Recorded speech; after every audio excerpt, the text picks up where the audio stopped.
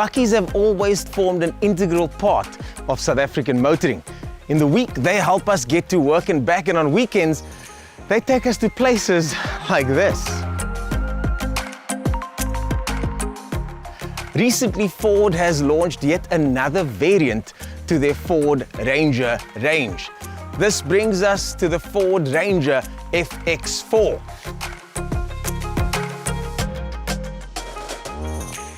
But the question is, where does it slot in? There are lots of detailed changes on this Ranger FX4, starting with this grille in the front here. Now, Ford have, over the last couple of years, made the grille a distinguishing feature on their lineup. Think Raptor. This one over here is slightly toned down from the Raptor, but it will differentiate this car from the rest of the Ford Rangers. In front, you've also got daytime running lights over here that is now standard, and over here is one of my favorite features, the blacked out 18-inch wheels. And lastly, on the side over here, you've got the FX4 badge in bright red and these sick-looking side steps over here. Moving to the back, it's got this sturdy roll hoop over here, which is unusually long, but I think it's starting to grow on me. It also has lights at the bottom over there, which I think is a really cool feature. Now moving to the load bay, and over here are two of my favorite features. It's got this plastic inlay over here, which makes sure you don't damage the original bodywork. There's a 12-volt socket at the back there, and last but certainly not least is the easy lift system.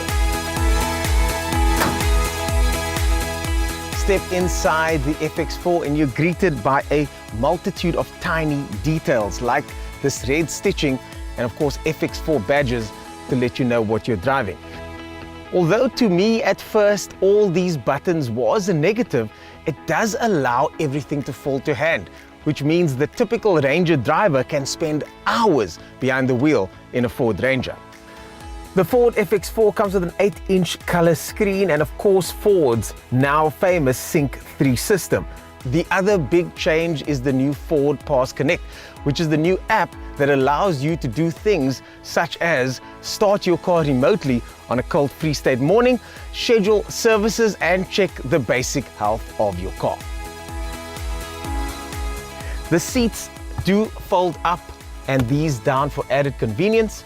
You've got this armrest over here, but although there is enough legroom for me, I think taller people might have a slight problem.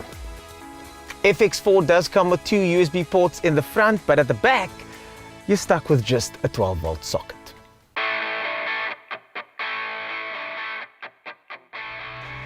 Driving on these gravel roads in this, the 4x4 version, is exactly where this car excels. I can swap between 2 high and 4 high on the fly.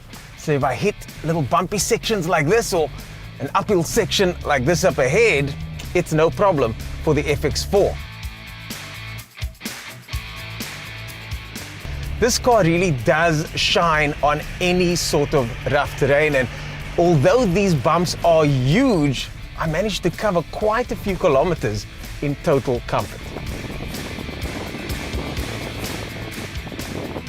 This, of course, is the 132 kilowatt, 420 Newton meter single turbo 2-liter engine.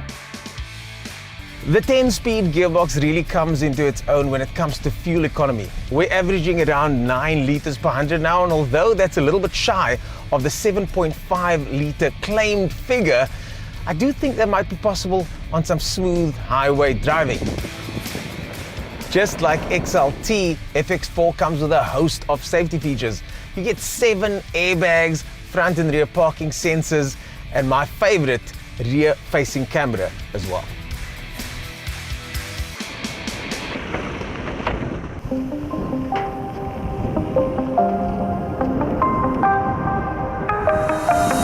Back on tarmac, and at slower speeds like this Ranger really is very competent. It's the kind of car that you can drive daily without any hassles, especially at say 60, 80, 100 k's an hour. go a little bit faster, and it does get a little bit choppy, as is the case with most buckies. But on the day-to-day commute, I think this is actually perfect for driving around town.